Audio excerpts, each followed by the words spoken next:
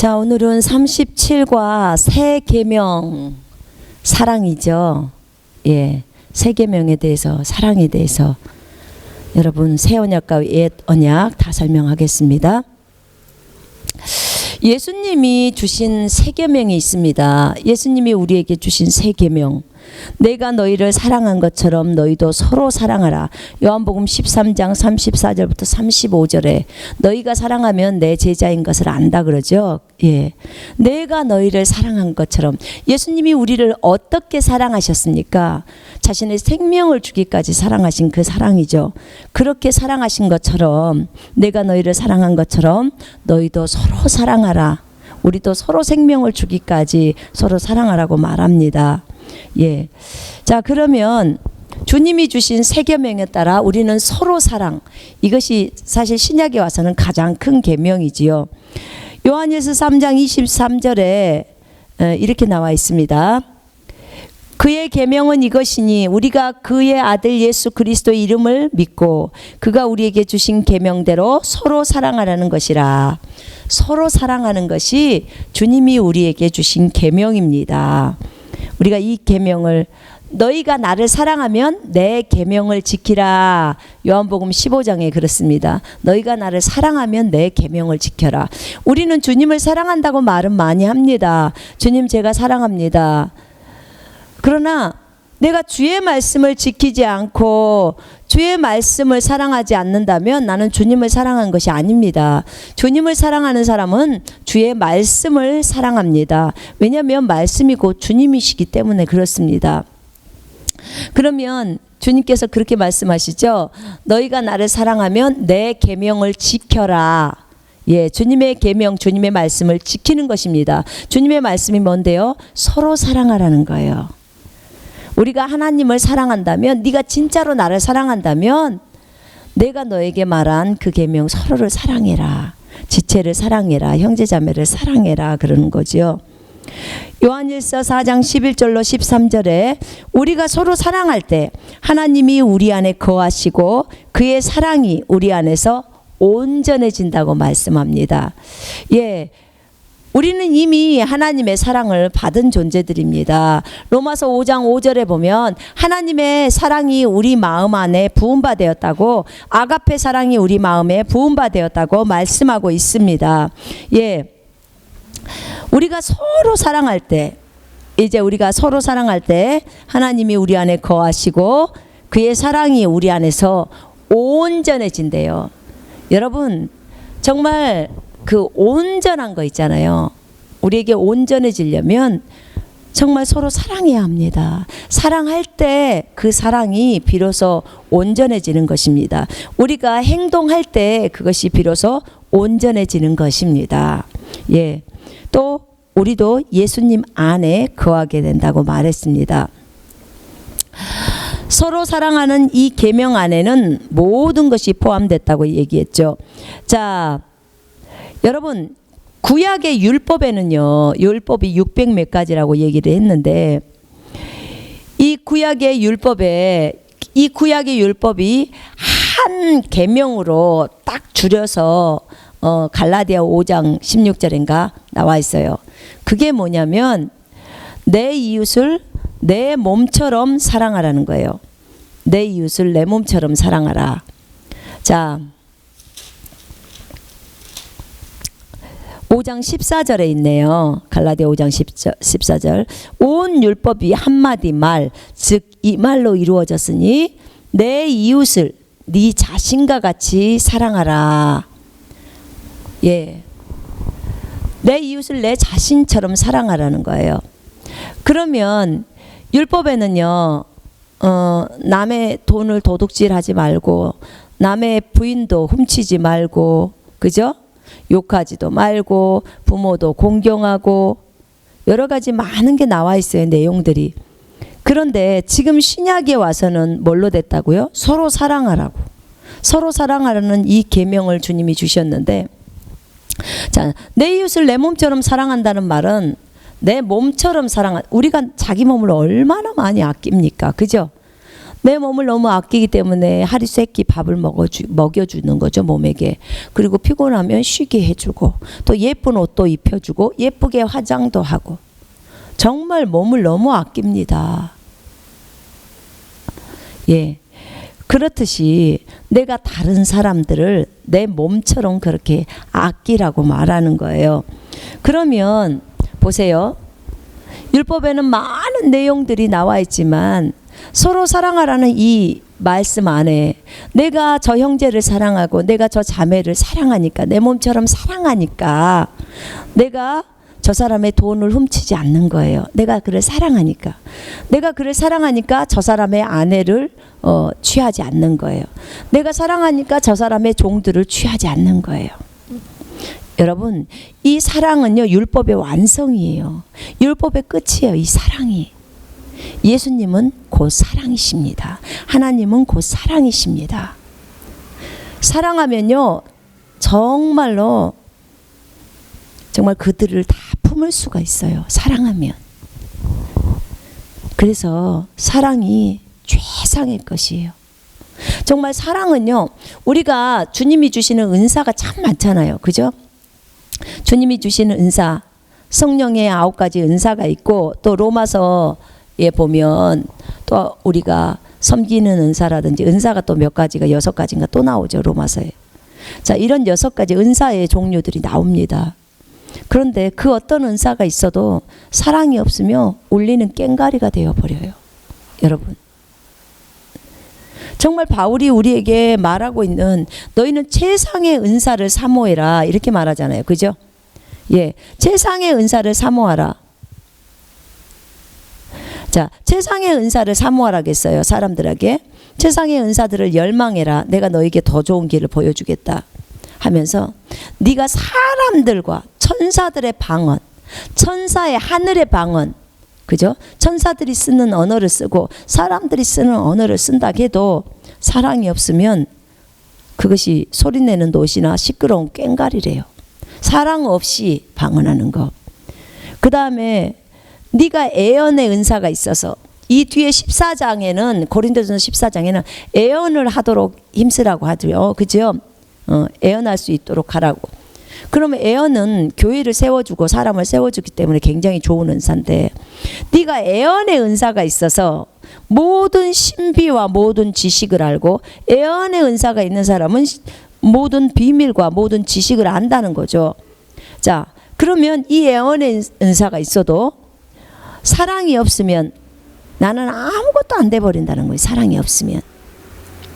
그리고 또 산을 옮길 만한 모든 믿음이 있어요. 순간 이동을 할 만한 믿음이 있고, 산을 옮길 만한 믿음이 있어. 그래도 나에게 사랑이 없으면 나는 아무것도 아니라는 거예요. 이 사랑이 얼마나 중요합니까? 그러니까요, 믿음도 어느 단계가 지나면 주님이 이제 여기서부터 뭘 요구하시냐면 사랑으로 역사하는 믿음. 여기다 사랑을 플러스가 돼야 돼요. 그래야 순간이동도 할 수 있고 더 높은 단계의 것들을 할 수 있어요. 사랑이 없는 상태에서는 그런 것을 해서는 안 돼요. 그러면 뭐예요? 욕심만 있기 때문에, 자기 욕심만 채우기 때문에 헛짓을 하는 거죠. 하나님은 그것을 용납해 주지를 않습니다. 거기에 반드시 믿음은 사랑이 같이 가야 하는 거예요. 예. 내가 내 모든 소유를 주어 가난한 사람을 구제하고, 구제 은사가 있죠. 예, 이렇게 또 내 몸을 불사르게 내어준다 해도, 그 어떤 의무적으로 내 몸을 불사르게 내어준다 해도 사랑이 없으면 내게 아무 유익이 없다는 거예요. 사랑이 없으면 그렇다는 거예요. 사랑은 오래 참고, 사랑은 온유하며. 자, 보세요. 사랑은 오래 참는데요. 우리가 부모들이 왜 자녀들에 대해서 오래 참습니까? 사랑하기 때문이에요. 사랑하기 때문에. 제가 이걸 보니까요, 부부간에 참 사랑한다고 말을 많이 하는데, 제가 엄마 입장에서 남편보다는 자녀들을 더 사랑하는 것 같아요. 왜냐하면 인내하는 걸 볼 때 내가 남편에 대해서는 덜 인내를 것 같은데 자녀들에 대해서는 더 많은 인내를 하는 것 같아요. 그러면 내가 더 자녀들을 남편보다 더 사랑하는 것이 아닐까 싶어요. 사랑한다면 더 더 많이 인내할 수 있어요. 우리가 하나님의 아들, 딸이잖아요. 하나님이 속이 까맣게 타실 정도로 얼마나 우리에 대해서 더 많이 인내하시고 정말 우리를 사랑하고 계시거든요. 이미 자신의 아들을 주기까지 우리를 사랑하셨는데 또 그 이후에도 계속적으로 우리에 대해서 인내하시고 우리가 주님의 마음을 알 때까지 참아주시고 또 참아주시고 정말 너무 그 큰 은혜가 너무 커요. 정말 오래 참는 것이 사랑이고 여러분 정말 사랑을 실천하는 사람이 되라고 했는데 우리 안에 이미 사랑이 들어왔기 때문에 그 사랑으로 사랑을 하면 돼요. 사랑은 오래 참고 사랑은 친절하며 사랑은 친절하다고 말했습니다. 사랑은 시기하지 아니하고 여러분이 어떤 형제 자매들이 시기가 된다면 아직 여러분이 그를 제대로 사랑하지 못하는 거예요. 여러분 그 형제 자매가 여러분의 딸이고 아들이라고 한번 생각해 봅시다. 여러분의 아들 딸이 여러분보다 더 잘한다. 그럼 시기 나세요? 부모는 절대로 시기 안 나요. 내 딸이 나보다 더 잘하기를 원하고 내 아들이 나보다 더 잘하기를 원하고 내 딸이 나보다 더 하나님 앞에 쓰임받기를 원하고 내 아들이 나보다 더 크게 하나님 앞에 쓰임받기를 원하는 게 이게 부모의 마음이에요. 부모는 자녀에게 시기나 경쟁 이런 거 안 해요. 왜요? 사랑하니까. 내가 낫잖아요. 예. 근데 그 부모와 자식의 마음이 그래요. 제가 보니까. 저는 자식은 이 부모 마음을 잘 몰라요. 근데 부모는 한없이 자식을 품어주고 그가 잘못했어도 또 용서해주고 잘못됐지만 그래도 그 자녀가 정말 아프거나 병들어 죽거나 이런 걸 원하지 않잖아요. 부모는 용서해주고 또 용서해주고 품어주고 물론 잘못 갈 때 그를 바르게 갈 수 있도록 채찍질도 하고 권면도 하고 하지만 그 아이가 잘 되기를 얼마나 바라는 게 부모의 마음입니까? 예, 사랑은 시기하지 않습니다. 사랑은 자랑하지도 않고 사랑은 교만하지도 않아요. 사랑은 무례하게 행하지 않는다고 했습니다. 그 사람을 사랑한다면 내가 그를 존중해 줘야 돼요. 무례하게 행하지 않아야 돼요. 사랑한다면. 주님은 참으로 저를 많이 존중해 주세요. 나는 주님을 이해할 수가 없었어요. 그 분야에서. 주님 저는 종이에요. 주님의 종이에요. 근데 왜 이렇게 저를 존중하십니까? 주님이 나를 막 대해도 되는데 왜 그렇게 저를 존중해 주십니까? 제가 주님께 이렇게 물었어요. 그랬더니 주님이 그런 말씀을 하시더라고. 내가 너를 세웠기 때문이야. 주님이 저를 세웠다는 거예요. 그렇기 때문에 내가 너를 존중한다고 하시는 거예요. 여러분을 다 누가 세웠어요? 주님이 다 세우셨잖아요. 주님이 우리를 존중해 주고 계세요. 주님이 저 형제를 존중하고 있어요. 그런데 내가 존중 안 하면 되겠습니까? 정말 사랑은 자신의 유익을 추구하지 않는 거라고 했어요. 사랑은 급히 성내지 않는 거고 쉽게 화내지 않아요. 사랑한다면 참아주는 거겠죠. 사랑은 악을 생각하지 않는 거야. 악을 생각하지 않는다고 했어요. 그 사람에 대해서 악을 생각하지 않는 거. 불의를 기뻐하지 않는 거고. 사랑은 진리를 기뻐하는 거라고 했어요. 사랑이란 진리를 기뻐하고 모든 것을 참으며 모든 것을 믿고 모든 것을 바라며 모든 것을 견디느니라. 사랑은 결코 시들지 아니하나 애언들이라도 끝이 올 것이고 방언도 끝이 올 것이고 지식도 끝나게 되리라. 다 끝날 때가 온다 그 말이죠. 예, 예수 그리스도가 재림해서 오시면 다 끝납니다. 사랑의 본체이시고 은사의 본체이신 분이 오시기 때문에 다 끝나는 거예요. 그렇습니다. 우리가 매일 묵상해야 될 것은 사실 이 사랑이에요. 사랑. 이게 확대 번역으로 볼 때는요, 사랑은 그 사람에 대해서 그 사람을 최고로 봐주는 거래요. 최고. 지금의 상태의 그 사람으로 보지 않고요, 이 사람이 최고가 될 때 그 상태로 이 사람을 봐준다는 거예요. 야, 놀랍죠? 주님이 우리를 그렇게 봐주고 계시고 정말 너무 감사하죠. 자, 서로 사랑하는 이 계명 안에는 모든 것이 포함이 되어 있습니다. 첫 번째, 마음을 다하고, 내 마음을 다하고, 뜻과 생각을 다하고, 힘을 다하고, 목숨을 다하여 하나님과 말씀을 사랑하라는 거예요. 예. 결국 성경의 계명은요, 두 가지예요. 신약의 계명도 두 가지예요. 우리 율법 600 몇 가지 다 지키지 않아도 된다고 했잖아요. 왜요? 율법을 완성시켜 버렸어요. 예수님이 완성을 시키셨다고. 그리고 이 율법이 우리 안에서 이루어진 거예요. 우리 안에서, 주님의 몸 안에서 이루어진 거죠. 예. 자, 그래서 우리가 율법을 다 지킬 필요 없어요. 율법은 한 가지 말로 돼 있다니까요. 내 이웃을 내 몸과 같이 사랑하라고, 신약이 와서. 자, 신약에서 주님이 우리에게 주신 계명은 두 가지밖에 없어요. 전체 통틀어서 여러분, 그 요한일서에 보면요, 주님이 주신 계명은 무겁지 않다고 했어요. 요한일서 5장 3절인가 나오죠. 주님이 주신 계명이 무겁지 않아요. 주님이 우리에게 주신 계명이 뭔데요? 두 가지라니까요. 마음을 다하고, 혼을 다하고, 생각을 다하고, 힘을 다해서 주 너의 하나님을 사랑하는 거예요. 네, 사랑하면 예수님 믿는 거죠. 예, 사랑하는 거. 그 다음에 두 번째, 서로 사랑하는 거. 지체들끼리 내 이웃을 내 몸처럼 사랑하는 거예요. 네 이웃을 내 몸처럼 사랑하는 거. 사랑이에요.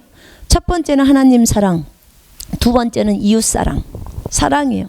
사랑 안에 이 모든 것들이 다 포함됐어요. 사랑하니까 남의 돈 안 훔치는 거예요. 사랑하니까 다른 사람 것을 탐내지 않는 거예요. 사랑하니까 부모를 공경하는 거예요. 이 모든 것이 사랑 안에 다 들어있어요. 사랑하니까 섬기는 거예요. 사랑하니까 내가 저 사람에 대해서 인내하는 거예요. 사랑하니까. 사랑 안에 다 들어있습니다. 그래서 딱 두 가지, 하나님 사랑, 이웃 사랑. 하나님을 사랑해야지만이 이웃을 사랑할 수 있어요. 여러분, 내 이웃은 잘 사랑하는데 나는 하나님은 안 사랑해, 이런 말은 말이 안 되는 말이에요. 왜냐하면 우리가 하나님을 사랑할 때 비로소 그 사랑이 나와서 이웃을 사랑할 수 있어요. 이 하나님의 사랑으로, 하나님이 우리에게 주신 이 사랑으로 우리가 이웃을 사랑할 수 있거든요. 내 육신의 사랑으로는 불가능해요. 한계가 있죠. 그래서 십자가에 다 못 박은 거죠. 그래서 무슨 사랑으로 해요? 성령님이 나에게 주신 그 아가페 사랑으로 내가 사랑하는 거예요. 그래야 한없이 사랑해 줄 수 있죠. 예, 손양원 목사님 사랑의 원자탄이라고 말해서 그 나병 환자들 다 막 고름도 빨아주고, 그 주님의 사랑이 아니라면 어떻게 그렇게 하실 수 있겠습니까? 나를 다 버려야지만이 그 사랑이 풍성하게 나오는데,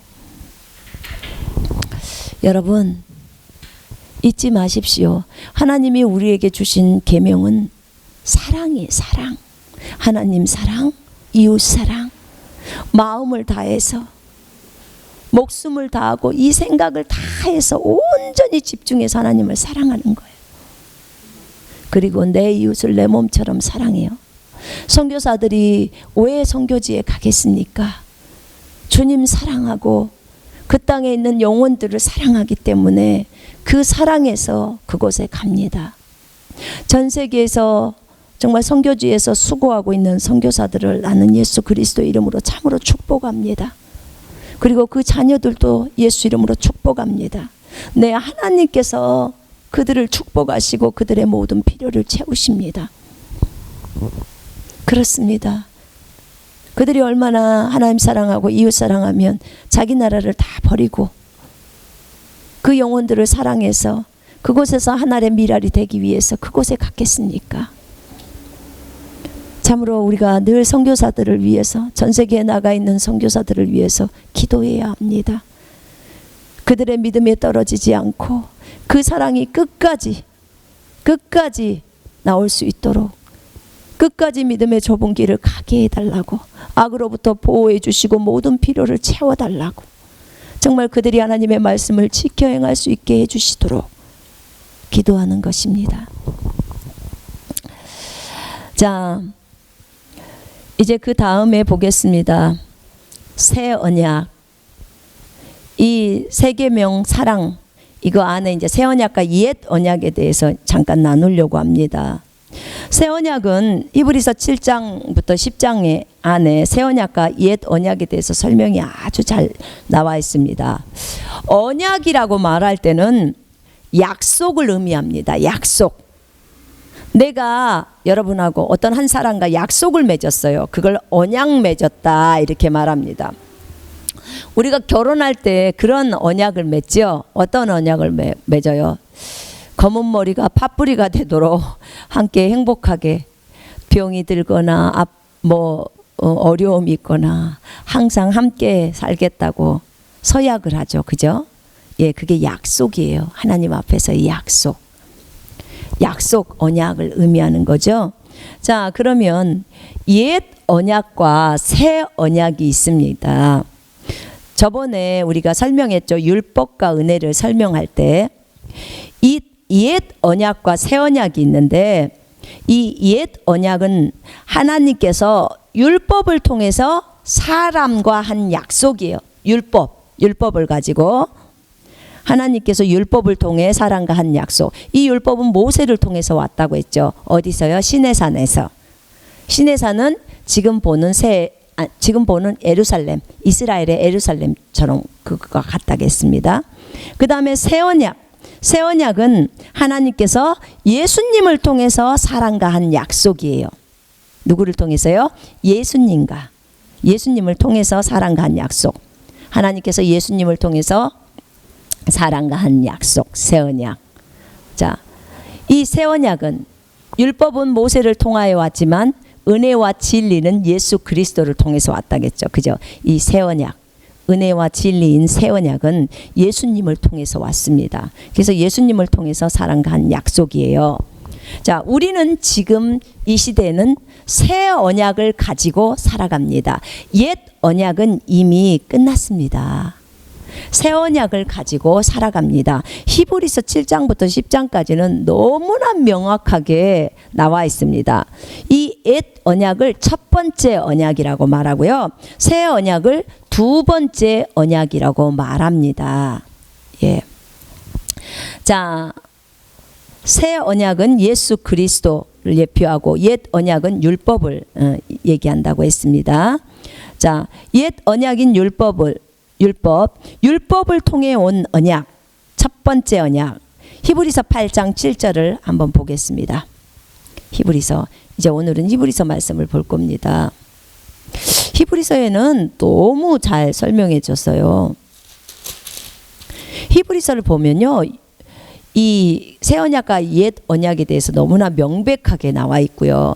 그 다음에 로마서와 갈라디아서에는 율법과 은혜에 대해서 너무나 명백하게 나와 있습니다. 히브리 8장 7절에 이렇게 나와 있습니다. 만일 그 첫 번째 언약이 뭐라 그랬죠? 옛 언약이라 그랬죠? 율법. 만일 그 첫 번째 언약이 흠이 없었더라면, 그러면 율법은 흠이 있다는 거죠. 그죠? 첫 번째 언약이 흠이 없었더라면 두 번째 것이 요구될 여지가 없었으리라. 예. 자, 그들에게서 허물을 발견하고 그가 말씀하시기를, 보라, 그날들이 오리라. 주가 말하노라. 내가 이스라엘 집과 유다 집과 더불어 새 언약을 맺으리라. 그것은 내가 그들의 조상의 손을 잡아 이집트 땅에서 인도하여 내던 날에 그들과 세운 언약과 같지 아니하고, 이것은 율법이었죠. 그죠? 이집트 땅에서 인도하고 나서 시내산에서 맺은 언약. 근데 이것과 같지 않다는 거예요. 이 새 언약은. 이는 그들이 내 언약 속에 머물러 있지 아니하므로 내가 그들을 돌아보지 아니하였음이라. 옛 언약인 율법 안에서 머물러 있지 않기 때문에 주님이 돌아보지 않았다는 거예요. 자, 10절에 있습니다. 그 날들 이후에 내가 이스라엘 집과 세울 언약이 이것이라. 이제 새 언약 얘기하죠. 주가 말하노라.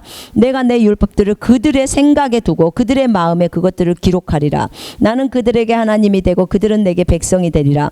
그들이 자기 이웃이나 형제에게 일일이 가르쳐 주를 알라고 하지 아니하리니 이는 그들이 가장 작은 자로부터 가장 큰 자에 이르기까지 다 나를 알게 될 것이기 때문이라. 내가 그들의 불의에 대하여 자비를 베풀며 그들의 죄들과 불법들을 다시는 기억하지 아니할 것이라고 하셨느니라. 그가 말씀하시기를 새 언약이라고 하셨으니 그가 먼저 것은 옛 것이 되게 하신 것이라. 옛 언약이요 이제는 낡아지고 오래된 것은 사라져 가느니라. 이미 율법은 이렇다 이 말이에요. 그러나 이 새 언약은 어떻게 돼요? 이제 더 이상 누군가가 그들에게 주님에 대해서 알라고 가르칠 필요가 없다는 거죠. 왜 그래요? 우리 속에 성령님이 들어오셨잖아요. 그죠? 성령님이 들어오셨기 때문에 그분이 일일이 가르치신다고 말씀하시는 거예요. 자, 9장 1절에 그런즉 첫 언약에도, 첫 언약 율법이라고 그랬죠. 첫 언약에도 실로 하나님을 섬기는 율례와 세상에 속한 성소가 있었도다. 예. 이렇게 말합니다. 첫 언약 때에도, 자, 율법에는 뭐가 있었어요? 이 지상에 성막이라는 것이 있었죠. 그죠? 예, 성막이 있었습니다. 성막이 있어서 이 성막에서 이 성막 안에는요 성소라고 하는 부분이 있고 지성소라고 하는 부분이 있었어요. 그죠? 성소에는 뭐가 있었냐면 빵을 차려놓는 상이 있고, 그 다음에 촛대가 있었죠. 그죠? 예, 촛대가 있었습니다. 그 다음에 그 지성소 안에는 그 그룹들이 있잖아요. 그룹들이 있는데 언약궤가 있었고 언약궤 위에 속죄소가 있었는데 그게 이제 그룹들이 있었죠. 그리고 또 그 안에는 만나를 담은 금 항아리와 아론의 쌍난 지팡이, 그 다음에 언약의 돌판들이 있었다고 나와 있습니다. 예. 자, 거기에는 금향로도 있고요. 자, 이렇게 옛 언약을 받은 사람, 율법을 받은 사람들은 이 땅에 있는 성막에서 그렇게 주님을 섬겼다고 나와 있습니다. 자, 그러면 지금부터 새 언약을 좀 보겠습니다. 새 언약에 대해서는 예수 그리스도를 통해서 온 언약이라고 7장 22절에 나와 있습니다. 7장 22절 보겠습니다. 예수는 이처럼 더 좋은 언약의 보증이 되셨느니라. 더 좋은 언약이라고 말해요. 새 언약. 그러면 구약은 좀 덜 좋은 언약이었겠네요. 근데 여기서 성경에서 말하는 더 좋은 언약은 예수를 통해서 맺은 언약이죠. 더 좋은 언약의 보증이 되셨어요. 예수님이. 자, 히브리서 8장 13절에 아까 우리가 읽었죠. 새 언약이라 이렇게 말씀하셨다고 했습니다. 자, 더 좋은 언약에 대해서 히브리서 8장에 아까 제가 설명했죠. 그날들 이후에 주님이 이제 인도하시는 내용들. 히브리서 10장에 한번 보겠습니다. 히브리서 10장 16절부터 18절까지. 그날들 이후로 내가 그들과 세울 언약이 이것이라. 주가 말하노라. 내가 나의 법들을 그들의 마음들 속에 두고, 아멘. 그들의 생각에 그 법들을 기록하리라. 또 그들의 죄들과 불법들을 다시는 기억하지 아니하리라고 하셨습니다. 이제 이것들을 용서하신 곳에는 더 이상 속죄 제사가 없느니라. 아멘. 더 이상 이제 속죄 제사를 드릴 필요가 없다는 거. 그래서 신약에 와서는 제사 안 드리잖아요. 그죠? 우리가 모두 왕 같은 제사장이 돼 버렸어요. 그래서 우리는 어떤 제사를 드려요? 영적인 제사를 드려요. 이제 진짜 물질로 보이는 소나 양들을 잡아다가 하나님 앞에 죄를 용서받는 그 제사를 드리지 않아요. 왜요? 죄에 대해서는 예수님께서 이미 속죄 제물이 되셔서 이미 예수님의 제사가 끝나버린 거예요. 그러죠? 예. 그렇기 때문에 제사를 드리지 않아요. 그러나 우리가 영적인 제물들을 드리는 제사장이 있기 때문에 어떤 제물을 드릴까요? 찬양의 제물을 하나님께 드리죠. 그죠? 감사의 제물을 하나님께 제사를 드려요. 또 믿음의 제물도 드립니다. 또 뭘 드릴까요? 선한 거 있잖아요. 내가 누군가를 돕는 거, 이것을 제사를 드리는 거라고 표현해요. 그 다음 내가 누군가에게 내 것을, 내 물건이나 이런 것들을 나눠주는 거 있잖아요. 이것도 하나님이 기뻐하시는 제사라고 말씀하고 있어요. 또 우리가 사랑하는 지체나 그 다음에 형제 자매나 그 다음에 그 동역자들이나 사역자들이나 그들에게 헌금하는 거 있잖아요. 빌립보서 4장에 보면 바울에게 빌립보 교회가 헌금했잖아요. 그것을 하나님이 받으시는 향기로운 제물, 제사라고 말합니다. 예, 그것도 제물이라고 말씀하고 있어요. 여러분, 다 이런 것들이 하나님 앞에 드리는 제사고 제물인 거예요. 영적인 제물을 드리는 제사장이 된 거죠. 그죠? 예. 자, 그러면 여기서 맹세의 말씀이라고 말하는 새 언약은 히브리서 7장 28절에 나와 있습니다. 히브리 7장 28절 함께 읽겠습니다. 율법은 연약한 사람들을 대제사장들로 세웠으나 율법 이후에 하신 맹세의 말씀은 아들을 세웠으니 이분은 영원히 드려지셨느니라. 아멘. 영원히 드려지셨어요. 이분이 예수님이 대제사장이 되셨죠. 그죠? 예수님이 이 지상에 계실 때는 예수님은 대제사장의 그 계열에 있지 않았어요. 예수님은 유다 지파였어요. 레위 지파에 있는 사람들이 제사장이 되는 거예요. 그죠? 예. 그래서 성경에서 그 얘기를 하는 거예요. 거기 한번 보세요. 7장 12절에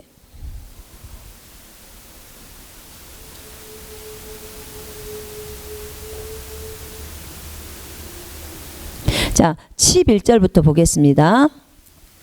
그러므로 만일 레위 계열의 제사장 직분으로 온전해질 수 있었다면 백성이 그 아래서 율법을 받았음이라. 굳이 아론의 계열에 따라 부르심을 받지 않고 멜기세덱의 계열에 따라 다른 제사장이 일어날 필요가 있었겠느냐? 예수님이 멜기세덱의 계열에 따른 영원한 제사장이라고 했거든요. 제사장 직분이 바뀌었다면 율법도 반드시 바뀌어야 하리니 이는 이런 것들이 그분에 관해 말해진 것으로 그분은 아무도 제단에서 섬긴 적이 없는 다른 지파에 속하기 때문이라. 이는 주께서 유다 지파에서 나신 것이 분명하니 이 지파에 대해서는 모세가 제사장 직분에 관하여 말할 것이 없기 때문이라. 멜기세덱과 같은 다른 제사장이 거기에서 일어난 것을 보니 더욱더 분명하도다. 그는 육신적 계명의 율법에 따라 된 것이 아니라 끝없는 생명의 능력에 따라 된 것이니 이는 그가 증거하시기를 너는 멜기세덱의 계열에 따른 영원한 제사장이라고 하셨습니다. 아멘, 아멘. 이는 앞서 있는 계명이 참으로 연약하고, 지금 율법 얘기하죠. 참으로 연약하고 무익함으로 폐하여졌음이라. 율법은 아무것도 온전케 못하였으나, 율법은 아무것도 온전케 못했다는 거죠. 더 좋은 소망의 도래는 지금 새 언약이죠. 온전케 하였으니 이를 통하여 우리가 하나님께 가까이 다가감이라. 그가 제사장이 되신 것은 맹세 없이 되신 것이 아니니 맹세를 하셨다는 거죠. 예. 그들은 맹세 없이 제사장이 되었으나 이분은 자기에게 말씀하신 그분에 의하여 맹세로 된 것이니 주께서 맹세하셨으니 후회하지 아니하시리라. 너는 멜기세덱의 계열에 따른 영원한 제사장이라 하였도다. 예수는 이처럼 더 좋은 언약의 보증이 되셨느니라. 아멘, 아멘. 그렇습니다. 이렇게 율법은 연약해서 할 수가 없어요. 그리고 율법은 아무것도 온전케 못했다고 나와요. 근데 이 새 언약은요, 우리를 하나님께로 가까이 이끄는 거예요. 그죠? 예, 이렇게 다릅니다. 이렇게 옛 언약인 율법과 새 언약인 예수 그리스도, 이 부분에 대해서 이제 서로 비교하는 부분이 많이 나옵니다.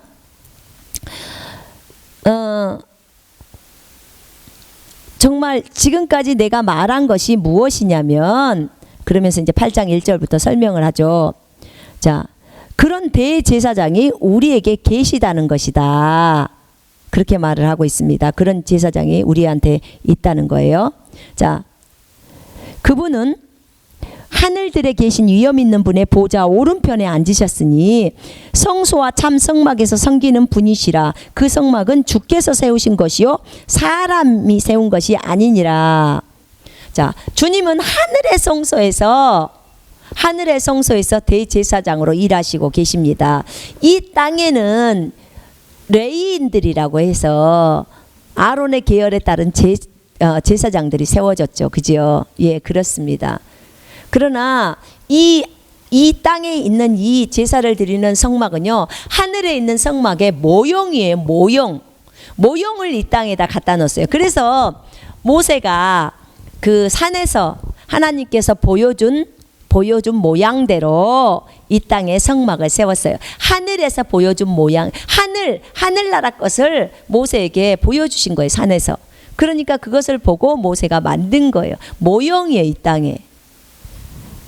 자, 주님이 지금 8장에서 그것을 설명합니다. 그러면서 4절에 그러잖아요. 만일 그가 지금 예수님이 땅에 계신다면 제사장이 되실 수 없으시리니 거기에는 율법을 따라 예물들을 드리는 제사장이 있습니다. 왜냐하면 자 3절에 모든 대제사장은 예물과 희생제물을 드리기 위하여 세움을 받았나니 그러므로 이분 역시 그 무엇인가를 드려야 할 필요가 있느니라. 이 땅에서 예물을 드려야 된다는 거죠. 제사장들이, 아론의 계열에 따른 제사장들이. 그러나 하늘에서 제사장이신 예수 그리스도께서도 무엇인가를 하나님께 드리는데 자신의 생명을 드려버렸잖아요. 그죠? 예. 자 5절에 그들이 섬기는 것은, 이 땅에서 섬기는 것은 하늘에 있는 것들의 본보기와 그림자라. 자 이렇게 적어졌죠. 모세가 성막을 지으려고 할 때 하나님께 지시를 받아 그분이 말씀하시기를 보라 너는 모든 것을 산에서 너에게 보여준 모양을 따라 지으라. 예. 이제 그는 더 좋은 약속들 위해 제정된 더 좋은 언약의 중보자이신 만큼 더욱 훌륭한 직분을 얻으셨느니라. 이렇게 말합니다. 그렇습니다. 참으로 우리 주님은 이러신 분입니다. 예수 그리스도, 그분은 새 언약의 중보자이십니다. 맞습니다. 자, 이런 연유로, 자 9장 15절에 이런 연유로 그는 새 언약의 중보자이시니 이는 첫 언약 때에 범죄한 것들을 구속하시려고, 그러니까 율법 때에 범죄했던 것들을 구속하시려고 죽으심으로써 부르심을 받은 자들로 그 영원한 유업의 약속을 받게 하시려는 것이라. 아멘. 자,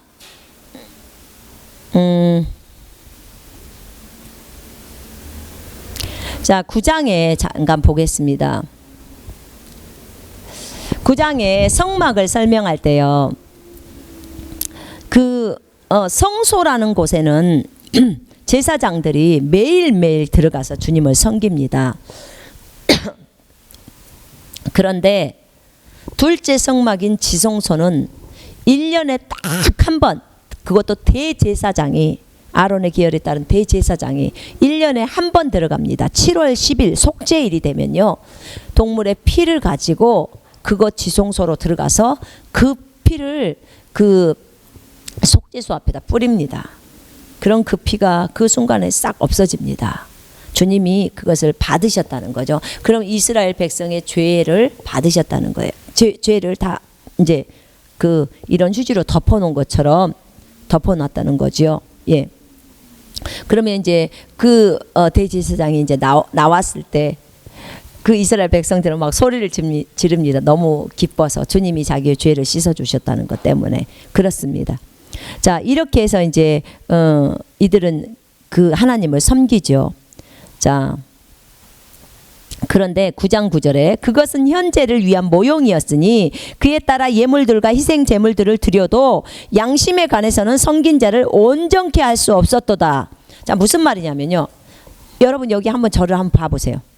자 이 볼펜이 죄라고 한번 생각해 봅시다. 이스라엘의 죄악이에요. 그러면 그들이 대제사장이 지성소에 들어가서 그 피를 뿌리잖아요. 동물의 피. 그러니까 그 이런 거죠. 쉽게 말하면 이게 동물이다. 그러면 이 동물에게 안수를 합니다. 그래서 이스라엘의 죄악을 이 동물에게 다 넘어갑니다. 이스라엘 죄를. 그래서 이 동물의 피를 가지고 이제 제사장은 지성소로 들어가는 거예요. 1년에 한 번.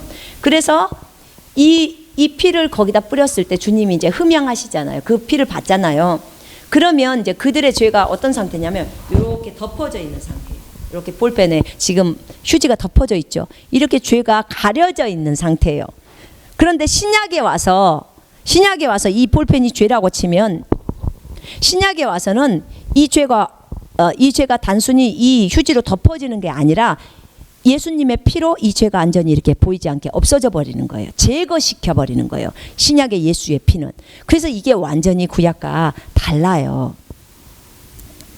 그래서 여기에 뭐라고 나와 있냐면 여기 보세요. 9절에 예물들과 희생 제물들을 주님께 드려도 양심에 관해서는 섬긴 자를 온전케 할 수 없다는 거예요. 구약에서는.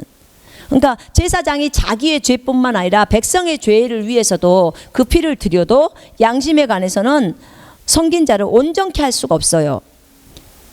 그래서 10절에 이 예배는 오직 먹는 것과 마시는 것과 여러 가지 씻는 것과 육신의 율례에 근거한 것으로 이것들은 개역의 때까지만 부과된 것이에요. 예수님 오시기 전까지. 그러나 그리스도께서는 다가올 선한 것들의 대제사장으로 오셔서 손으로 짓지 아니한 건물, 그러니까 손으로 짓지 않는 것, 이 땅에서 그런 것이 아닌 더 온전한 성막을 통해서 염소와 송아지의 피로 아니하고 오직 자신의 피로 한 번 성소에 들어가셔서 우리를 위해서 영원한 구속을 이루시는 거예요.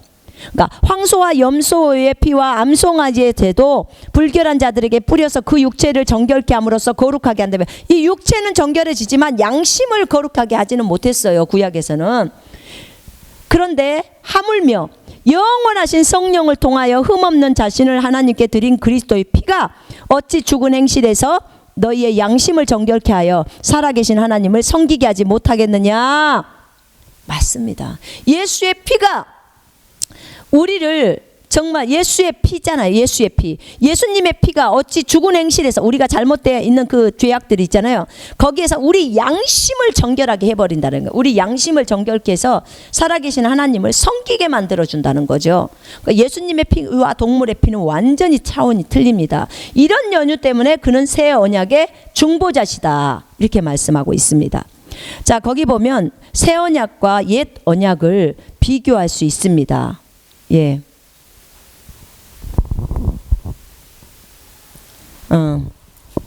자, 거기 보면 새 언약과 옛 언약 첫 번째 그 네모 칸에 표에 있는 거 우리 함께 보십시다.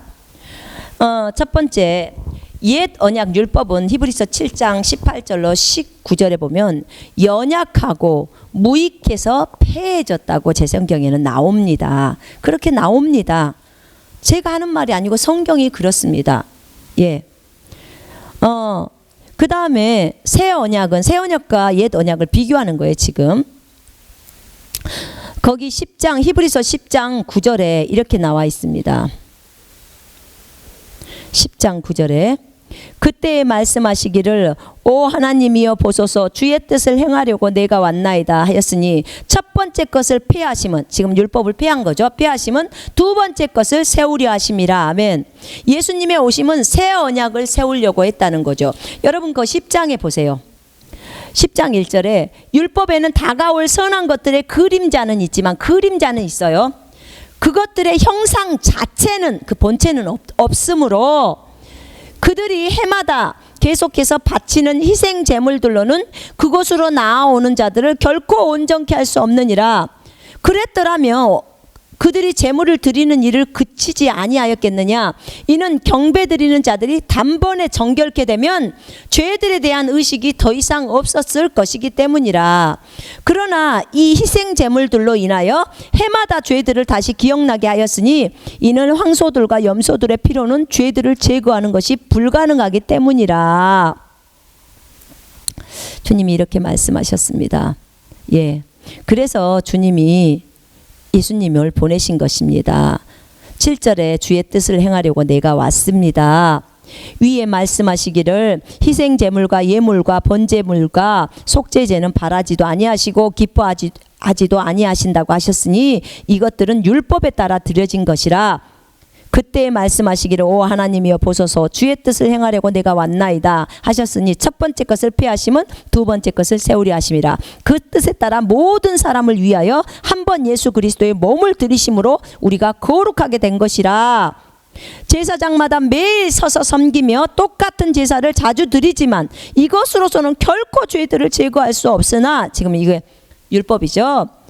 이분은, 예수님은 한 번의 속죄제를 영원히 드리신 후 하나님의 오른편에 앉으셔서 그 후로는 그의 원수들을 자기 발판으로 삼을 때까지 기다리시는 것이라. 이는 그가 한 번의 제사로서 거룩하게 된 자들을 영원히 온전케 하셨기 때문이라. 아멘. 그렇습니다. 영원히 온전케 하셨대요. 그렇기 때문에 22절에 우리가 믿음의 온전한 확신 가운데서 진실한 마음으로 다가가자. 이는 우리의 마음은 핏부림을 받아 악한 양심으로부터 깨끗해졌고. 아멘. 우리의 양심이 핏부림을 받은 거예요. 악한 양심으로부터 깨끗해졌고 우리의 몸은 순수한 물로 씻겨졌기 때문이라. 아멘. 자, 이렇게 율법과 옛 언약인 율법은 연약했습니다. 그러나 새 언약이신 예수 그리스도는 이곳에 이제 오셨습니다. 그래서 언약이 세워지죠. 자, 두 번째, 옛 언약인 율법은 히브리서 8장 7절로 8절에 흠이 있고 허물이 있다고 그렇게 나와 있습니다. 예, 7절 8절에 그 첫 번째 언약이 흠이 없었더라면 두 번째 것이 요구될 여지가 없었으리라. 그들에게서 허물을 발견하고, 그러니까 흠이 있고 허물이 있다는 거죠. 그러나 새 언약은 히브리서 7장 22절, 예수님으로 맺어진 언약은 7장 22절에 예수는 더 좋은 언약의 보증이 되셨다 이렇게 나옵니다. 자, 완전히 다르죠. 옛 언약인 율법은 히브리서 7장 19절, 그 다음 히브리서 10장 1절에 온전케 되지 못했다고 나옵니다. 온전하게 되지를 못했다는 거예요. 그러나 새 언약은 히브리서 10장 14절에 방금 우리가 읽었습니다. 14절에 이는 그가 한 번의 제사로서 거룩하게 된 자들을 영원히 온전케 하셨다고. 예, 예수 자신을 제물로 드려서 단번에 온전케 돼버린 거예요. 그죠? 그 다음에 옛 언약 네 번째 히브리서 9장 9절에는 양심에 관해서는 섬긴 자들을 온전케 할 수 없다는 거예요. 9장 9절에 그렇게 제물을 드려갖고는, 그거는 현재를 위한 모형들인데 양심에 관해서는 섬긴 자들을 온전케 할 수 없었대요. 그런데 히브리서 10장 16절부터 18절에는 뭐라고 아까 했죠? 그 완전히 온전케 돼버린다고 나왔잖아요. 그죠? 죄들과 불법들을 다시는 기억하지 않으신다고 나왔습니다. 자, 이렇게 완전히 우리를 온전케 하실 수 있는 거죠. 그죠? 예. 자, 또 그 레위 계열의 제사장 직분이요, 그 직분은 온전케를 할 수가 없다고 히브리서 7장 11절에 나와 있습니다. 그것은 온전케 할 수가 없어요. 그렇죠? 예.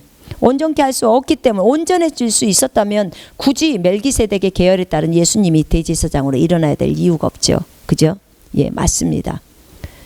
자, 히브리서 10장 10절로 14절에는 새 언약의 효과는 단번에 사람이 거룩해지고 온전케 된다고 말을 합니다. 그러면 죄를 제거하는 이 부분은 어떻습니까? 옛 언약인 율법은 히브리서 10장 3절로 4절에 보니까 율법으로는 죄를 제거하는 것이 불가능하다고 나와 있습니다. 그런데 히브리서 10장 17절로 18절, 10절로 14절에는 죄가 제거됐어요. 예, 예수의 몸을 들이심으로 죄가 제거된 거예요. 그 다음에 속죄 제사가 이제 필요 없어졌어요. 뭐 때문에? 예수의 피가 속죄 제물로 드려졌기 때문에 그러죠. 그죠? 자, 우리가 우리의 죄악이 없어질 때, 제거될 때, 율법에서는 그들이 사용하는 것은 히브리서 10장 8절 11절에 보면 동물 제사예요. 동물 제사. 동물을 가지고 하나님 앞에 제사를 드리는 거고, 피를 드릴 때도 동물의 피를 하나님께 드렸어요. 그러나 신약에 와서 신약의 새 언약에서는 예수님을 동물이 아닌 예수님을 하나님 앞에 제물로 드렸고요. 아버지 앞에 예수님을 제물로 드렸고요. 그리고 예수님의 피를 죄를 제거하는 그 제단에서 제물로 드린 거예요. 그죠? 그래서 우리가 예수님의 피를 가지고 지성소에 들어간다고 나와요. 구약의 율법의 대제사장은 7월 10일 속죄일이 되면 동물의 피를 가지고 지성소에 들어가서 그 피를 뿌린다고 했는데, 신약에 와서는 자 보세요. 10장 19절에 그러므로 형제들아 우리가 예수의 피로 인하여 담대하게 지성소에 들어가나니, 예수의 피로 들어가는 거예요. 예수의 피로 지성소에 들어가는, 예수님의 피를 가지고 지성소로 들어가는 거예요. 여러분, 누가 제사장이에요? 지금은 우리가 제사장들이에요. 그죠? 예, 그렇습니다. 우리는 날마다 하늘의 지성소에 나갈 수 있어요. 어떻게 해요? 믿음으로, 기도로 나와요. 여러분이 재단이 정해져 있는 부분, 여러분의 방일 수도 있고 여러분 교회일 수도 있고, 저는 이 앞에 와가지고요 항상 주님 앞에 기도합니다. 기도할 때 제 생각에다가 예수님의 보좌, 그 다음에 아버지의 보좌를 딱 그려요. 그리고 주님, 제가 이 시간에 주 예수 그리스도의 보혈을 의지하고 주님 앞에 나왔습니다. 예수의 보혈을 의지하고 어디로 들어가는 거예요? 지금 저는 지성소로 가는 거예요. 지성소가 어디 멀리 있는 게 아니에요. 여러분, 눈을 한번 감으세요. 그리고 주님을 생각하세요. 그리고 왜요? 영적인 세계는 시공간의 개념이 없다니까요. 여러분, 우리가 생각 속에 주님을 그리고 주님 앞에 딱 앉아 있잖아요. 그럼 주님의 보좌 앞으로 우리가 나아가는 거예요. 어디 보좌요? 하늘의 보좌요. 왜냐하면 이 공간이요, 우리가 육신적인 3차원의 세계만이 아니에요. 3차원과 4차원이 같이 공존해 있어요. 제가 몸에서 빠져나와서 천장 정도 높이에 있었을 때 제 몸은 침대가 기대어 있었어요. 근데 내 영혼은, 내 속사람은 저기 천정에 있는 데가 있었어요. 그럼 뭐예요? 한 공간 안에 3차원과 4차원이 다 있다는 거죠. 3차원에서는 4차원을 볼 수 없지만 4차원에서는 제가 4차원에 저 천장에 있는 제가 3차원의 것을 다 보고 있더라고요. 다 쏙쏙들이 다 보여버려요. 그럼 방 안에서 뭐 했는지도 다 알아버리죠. 그죠? 그러죠. 그러니까 주님은 다 아시죠. 저희가 어제 밤 12시에 뭐 했는지를 그냥 보면 아는 거죠. 4차원은 다 보이는데. 그런 거죠. 자, 이렇게 그 예수의 피를 가지고 주님의 보좌 앞으로 나아갑니다. 주여, 내가 예수 그리스도의 보혈을 의지하고 하나님의 은혜의 보좌 앞으로 나아갑니다. 여러분이 히브리서 4장에 보세요. 4장 16절에 그러므로 우리가 은혜의 보좌로 담대히 나아가자. 이는 우리가 자비를 얻고 필요한 때에 도우시는 은혜를 발견하기 위함이라. 아멘. 은혜의 보좌 앞으로 우리는 어떻게 가요? 믿음으로 나아가요. 그리고 여러분 무릎 딱 꿇으세요. 그리고 하나님을 부르세요. 주여, 내가 여기 왔나이다. 예수 그리스도의 보혈을 의지하고 주님 앞에 왔나이다. 눈 딱 감고 보자 그리시라니까요. 확고한 생각이 믿음이라는 거 아셔야 합니다. 이곳이 3차원이고 4차원이고가 같이 공존이라니까요. 그래서 주님이 임재가 있는 거예요. 그래서 우리가 은혜의 보좌 앞으로 담대히 예수의 보혈을 의지하고 나아가는 거예요. 우리가 예수의 피로 인하여 담대하게 지성소에 들어가나니 그가 우리를 위해 바치신 새롭고 살아있는 길로 휘장고 그의 육체를 통하여 들어가느니라. 아멘. 이미 휘장이 지금은 열려 있죠. 지성소가 열려 버렸는데, 그죠? 예. 우리가 예수님의 몸으로 인하여 우리가 그곳으로 들어간다니까요. 얼마나 감사합니까? 진짜 너무너무 감사합니다. 자, 구약에서는 동물을 주님께 드렸고 동물의 피를 드렸지만 신약에 와서는 예수 그리스도 자체를 아버지께 드렸고 그 다음에 예수님의 피를 드리죠. 그죠?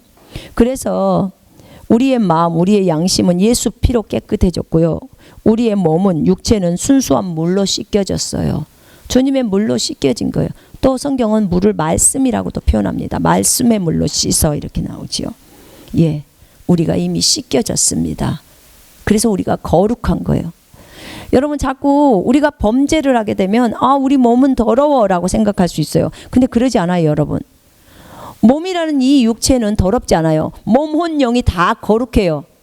성령님이 들어가면서 다 우리를 거룩하게, 성전은 다 거룩합니다. 성전 뜰도 거룩하고 성소도 거룩하고 지성소도 다 거룩해요. 우리 몸은 영이 다 거룩해요. 그러면 우리 어디가 더러워요? 뭐가 더러워요? 그 뜰에 있는 우상들이 더러워요. 그 우상들을 뜰에다 갖다 놨잖아요. 그죠?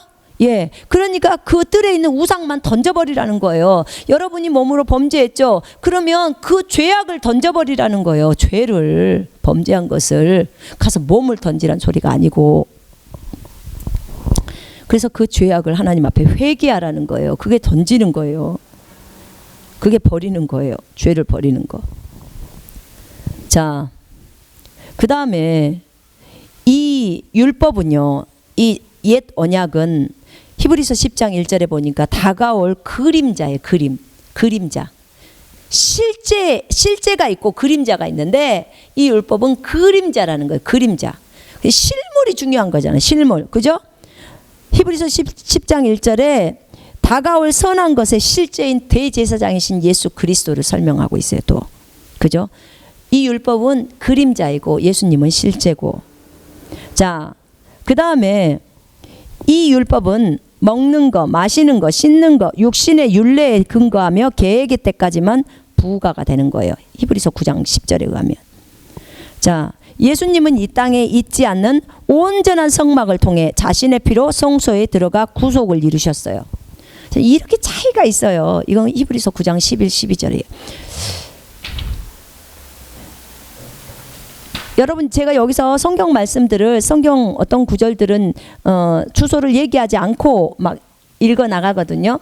여러분이 군사훈련 이 교재가 필요하신 분들은 여러분 전화하세요. 전화번호 거기 한가족교회